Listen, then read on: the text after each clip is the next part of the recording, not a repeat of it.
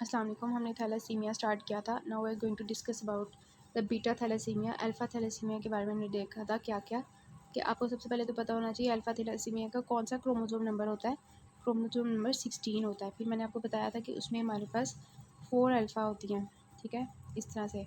और फिर बारी बारी मैंने आपको बताया था, एक ख़त्म होगा तो फिर क्या होगा, दो होंगी ख़त्म तो फिर क्या होगी, तीन ख़त्म होंगी तो फिर क्या होगी, और चारों ख़त्म हो जाएंगी तो फिर क्या होगा, बंदा पैदा ही नहीं होगा, हाइड्रोप्स फिटेलिस हो जाएगा, बच्चा इन यूट्राइन डेथ हो जाएगी, ठीक है। उसके बाद जो आपने याद रखनी है बात के जो है ना, उसमें क्या थी, डिलीशंस हो रही थी अल्फ़ा थैलेसीमिया के लोगों में, ठीक है। और अल्फ़ा थैलेसीमिया में मैंने आपको बताया था कि ना हीमोग्लोबिन ए बनेगी, ना हीमोग्लोबिन एफ बनेगी, और ना हमारी हीमोग्लोबिन A2 बनेगी, क्योंकि तीनों में हमारे पास अल्फ़ा 2 चाहिए ना, तो तीनों में डिफेक्ट आएगा, ठीक है। और छोटे बच्चों से लेकर बड़ों में, अडल्ट तक प्रॉब्लम आएगी। अच्छा, अब हम चलते हैं बीटा थैलेसीमिया। बीटा थैलेसीमिया में ना थोड़ा सा डिफरेंस आता है कि बीटा थैलेसीमिया का जो क्रोमोसोम होता है ना, वो क्रोमोसोम नंबर 11 होता है, ठीक है। क्रोमोसोम नंबर 11 होता है, और इसमें अल्फ़ा 2 की तरह नहीं होता है, इसमें ऐसे होती हैं, दो ही होती हैं सिर्फ, ठीक है। 2 ही हमारे पास जीन्स होती हैं बीटा 2 की, ठीक है, बीटा बीटा की। अच्छा, इसके अलावा क्रोमोसोम का नंबर डिफरेंट हो गया, दूसरा बीटा की चेन्स का नंबर डिफरेंट हो गया। और हमारे पास जो आपको पता होना चाहिए वो ये कि बीटा जो होता है ना, उसकी 3 फॉर्म्स होती हैं, बी नॉट और बी पॉजिटिव, ठीक है। बी क्या होता है, ये नॉर्मल होता है जो हमारे अंदर होता है, ठीक है। बी नॉट क्या होता है कि बीटा चेंज जो है वो मिनिमम है, मतलब नॉर्मल से कम हुई हुई है। और बीटा पॉजिटिव जो होता है वो हमारे पास होता है कि नॉर्मल से कम हुआ है। बीटा नॉट के बिल्कुल एब्सेंट है, not means no, no beta, ठीक है। तो इस तरह से आपने याद रखना है कि बीटा नॉर्मल है, बीटा पॉजिटिव जो है ये मिनिमम हुआ है, और बीटा नॉट जो है ये क्या है, बिल्कुल भी बीटा नहीं है, ठीक है। अब हमने इसकी बेस पे जो है ना ये याद करना है कि मेजर है होता है हमारे पास थैलेसीमिया, और माइनर थैलेसीमिया होता है, ठीक है। Beta thalassemia major, beta thalassemia minor. अब माइनर कौन सा होगा, माइनर वो होगा जिसमें कुछ ना कुछ हमारी बीटा चेन्स बन रही होंगी। फॉर एग्जांपल ऐसे लोगों में एक बीटा चेन नॉर्मल होगी, ठीक है, और दूसरी जो है बीटा पॉजिटिव होगी, मींस कम होगी, नॉर्मल से कम होगी। तो ऐसे लोगों में नॉर्मल हीमोग्लोबिन जो है ना वो मतलब बन रही होगी कुछ ना कुछ, लेकिन कम हुई होगी, मतलब कि आरबीसी जो है छोटे होंगे, जो है वो हाइपोक्रोमिक होंगे, लेकिन यह है कि थोड़ा बहुत तो हीमोग्लोबिन बन रहा होगा ना। तो उसकी वजह से ना हमारे पास टारगेट सेल्स अपेयरेंस आती है कि कुछ ना कुछ तो हीमोग्लोबिन है। तो टारगेट सेल अपेयरेंस आती है कि दरमियान में आरबीसीज़ के जो है ना रेड कलर थोड़ा सा शो हो रहा होता है, वो हमें बताता है कि कुछ ना कुछ हीमोग्लोबिन है। लेकिन जो मेजर होता है ना, मतलब जो स्फीयर फॉर्म होती है बीटा थैलेसीमिया की, उसमें क्या होता है, वो जो नॉर्मल हमारे पास हीमोग्लोबिन बन रहा होता है वो भी नहीं बन रहा होता, स्फीयर फॉर्म होती है। क्यों? क्योंकि इसमें हमारे पास जो है वो बीटा नॉट प्रेजेंट होती है, मीन्स कि अब कोई भी बीटा चेन नहीं है, कोई बीटा चेन है ही नहीं है। अब जब बीटा चेन ही नहीं होगी, मीन्स कि हमारी ग्लोबिन ही नहीं बनेगी, ग्लोबिन नहीं बनेगी तो जो है वो हमारी हीमोग्लोबिन ही नहीं बनेगी पूरी जो उसको चाहिए थी, ठीक है। तो मेजर में हमारे पास बहुत स्पीयर फॉर्म होती है, ऐसे लोगों की जो होती है वो मैनिफेस्टेशन जल्दी आ जाती हैं, जबकि माइनर जो होता है वो एसिम्प्टोमेटिक, मोस्टली पता ही नहीं होता कि इन लोगों को बीटा थैलेसीमिया है। तो ये आपके क्लियर एंड कट कॉन्सेप्ट होने चाहिए कि बीटा थैलेसीमिया जो है वो कौन सी पॉइंट म्यूटेशन की वजह से आती है। अल्फा थैलेसीमिया में क्या था, डिलीशंस हो रही थी, यहाँ पे पॉइंट म्यूटेशंस होती हैं, प्रोमोटर और स्प्लाइसिंग जो साइट्स होती हैं। प्रोमोटर रीजन कौन सा होता है, जिसने जीन की प्रोडक्शन प्रमोट करनी होती है, जहाँ से जीन हमारी वो बननी स्टार्ट होती है, प्रोटीन वो जो बननी स्टार्ट होती है, ट्रांसलेशन ट्रांसक्रिप्शन, उसमें पॉइंट म्यूटेशन आ जाती हैं। जब स्प्लाइसिंग साइट्स पे जब हमारा वो मैसेंजर आरएनए बनना होता है, उसमें स्प्लाइसिंग होनी होती है, फाइनल उसमें मेच्योर मैसेंजर आरएनए बनना होता है, उसमें म्यूटेशंस आ जाती हैं। बस आपने ये याद रखना है कि बीटा थैलेसीमिया में पॉइंट म्यूटेशंस आती हैं, अल्फा थैलेसीमिया में डिलीशंस हो रही थी, ठीक है। इसका क्रोमोसोम नंबर कौन सा होता है, 11 होता है। म्यूटेशंस क्या आएंगी, यहाँ तो ऐसी आएगी कि बिल्कुल एब्सेंट होगी, मतलब कि बीटा बनेगी नहीं, बीटा नॉट होगी, या डिमिनिश्ड होगी, मीन्स बीटा पॉजिटिव होगी, ठीक है। और जो दूसरी होती है बीटा माइनर थैलेसीमिया, ठीक है, उसमें मैंने आपको बताया कि ये माइल्डेस्ट फॉर्म होती है, इसमें ना एसिम्प्टोमेटिक केस होता है, ठीक है, एसिम्प्टोमेटिक केस होता है, माइक्रोसाइटिक हाइपोक्रोमिक आरबीसीज होते हैं, टारगेट सेल्स होते हैं, ठीक है। अब देखें, अब खुद सोचें, मैंने आपको बताया हीमोग्लोबिन ए, ये आपको पता होना चाहिए लाजमी कि हीमोग्लोबिन ए एफ और A2 में क्या डिफरेंस है। हीमोग्लोबिन ए में अल्फ़ा 2 बीटा 2 था, इसमें क्या था, अल्फ़ा 2 डेल्टा 2, ठीक है, डेल्टा 2 A2 में, और हीमोग्लोबिन एफ में अल्फ़ा 2 गामा 2, ठीक है। अब आप खुद सोचें, जिसमें अल्फ़ा की डेफिशिएंसी होगी वो तो मतलब होंगे ना, सारी डिफेक्ट होंगी। अब यहाँ पे क्या है, बीटा नहीं है सिर्फ, मींस आपका HbA2 और HbAF पे कोई प्रॉब्लम नहीं होगी, प्रॉब्लम कहाँ आएगी कि आपकी हीमोग्लोबिन ए नहीं बनेगी, ठीक है।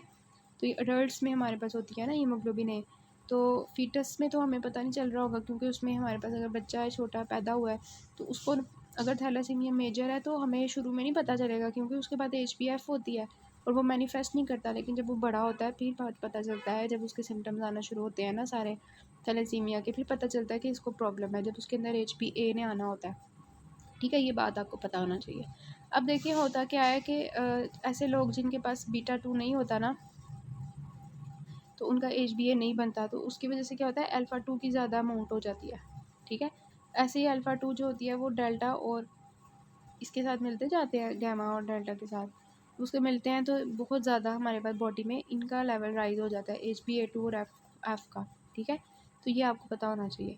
और आपको पता है हीमोग्लोबिन, जो फीटल हीमोग्लोबिन होती है ना, ये ऑक्सीजन को बहुत स्ट्रांगली बाइंड करती है। जब ये बॉडी में ज़्यादा हो जाएगी तो ये ऑक्सीजन को बहुत ज़्यादा स्ट्रांगली बाइंड करेगी, जिसकी वजह से जो टिश्यू लेवल पे जब ऑक्सीजन सप्लाई जाना था टिश्यूज़ को, वो नहीं जा पाएगा। तो ऐसे लोगों को नहीं स्टेबल होते, उनकी ऑक्सीजन डिमांड नहीं पूरी होती बॉडी की, ठीक है। तो ये हमारे पास चेंज आता है, ये सारा इन्होंने यही लिखा हुआ है आगे। बहुत ईजी है कि ये जो बीटा थैलेसीमिया माइनर होता है ये माइल्डेस्ट फॉर्म होती है, इसमें एसिम्टोमेटिक होता है, ये मैंने आपको बता दिया। आप देखें डिक्रीज HbA होगी, मैंने आपको बता दिया क्यों होता है, और हीमोग्लोबिन ए और एफ ज़्यादा हुए होंगे।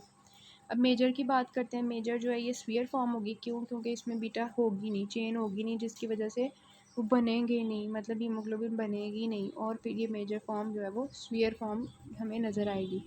अच्छा, इसमें जो है वो मैंने बताया कि बर्थ पे हम HbF ज़्यादा होती है तो पता ही नहीं चलता कि इसको थैलेसीमिया मेजर है। जब वो बड़ा होता है उसकी HbF HbA से रिप्लेस होनी होती है, तो अब HbA बनेगी नहीं, बीटा ना होने की वजह से फिर पता चलेगा कि बच्चे को थैलेसीमिया मेजर है, ठीक है। मैंने आपको बताया कि क्या होता है कि जब हमने अल्फ़ा थैलेसीमिया पढ़ा था उसमें मैंने आपको बताया था कि अल्फ़ा 2 बीटा 2 था ना, तो अल्फ़ा 2 नहीं था, उसकी वजह से क्या था, बीटा 2 ने बीटा 2 के साथ मिलकर टेट्रामर्स बनाना शुरू कर दिए थे, HbH बनाना शुरू कर दी थी, ठीक है, जो हमें नज़र आ रही थी। अच्छा, यहाँ पे क्या होगा, जब बीटा 2 नहीं होगी तो अल्फ़ा 2 जो है वो मिल के टेट्रामर्स बनाना शुरू कर देंगे अल्फ़ा 4, और ये अल्फ़ा 4 क्या होगी, हमारी RBCs की जो मेम्ब्रेन होगी उसको डैमेज करेगी, ठीक है। ये अल्फ़ा 4 हमारी RBC की मेम्ब्रेन को डैमेज करेगी। जब RBC की मेम्ब्रेन डैमेज होगी तो ऐसा डिफेक्टिव RBC जो है जब हमारी स्प्लीन के पास जाएगा, ठीक है, तो वहाँ पे टूट जाएगा, ठीक है।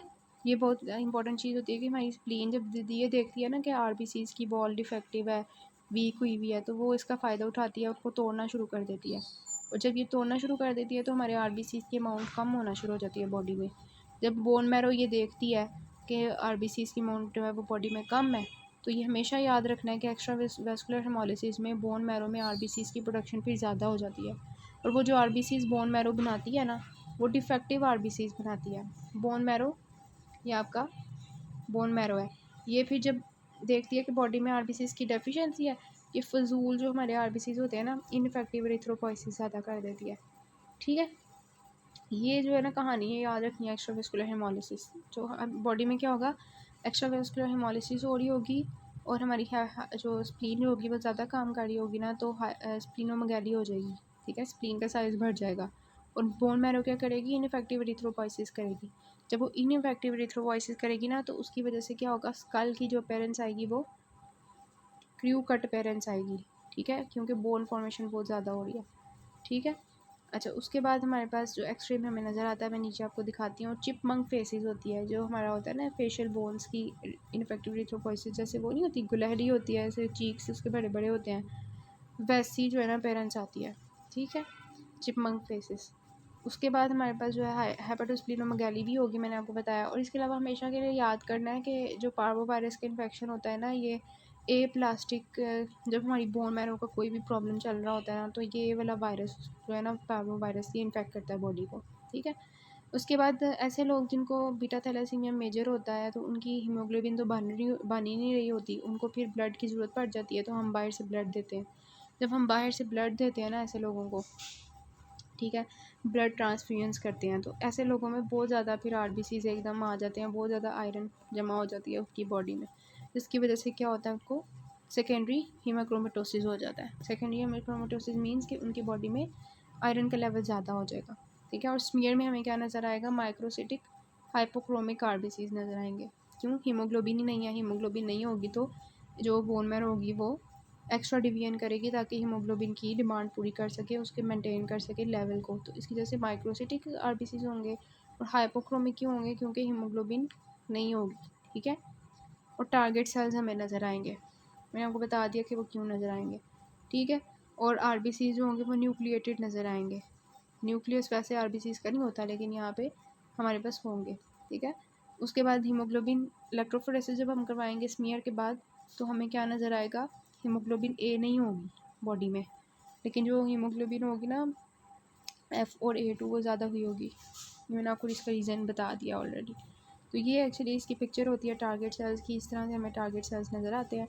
और ये एक्चुअली हमारे पास क्रू कट अपीयरेंस है स्कल का, ये आपको शो कर रहा होता है hairline on the skull. ऐसा लगता है स्कल के ऊपर बाल आगे हुए हैं, क्योंकि बहुत ज़्यादा एरिथ्रोपॉइसिस हो रही होती है इनफेक्टिव, ठीक है।